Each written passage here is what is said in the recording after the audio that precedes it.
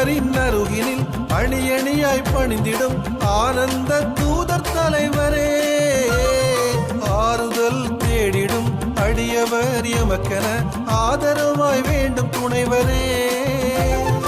ஆண்டவரின் அருகினில் அணி அணியாய் பணிந்திடும் ஆனந்த தூதர் தலைவரே, ஆறுதல் தேடிடும் அடியவர் எமக்கென ஆதரவாய் வேண்டும் துணைவரே.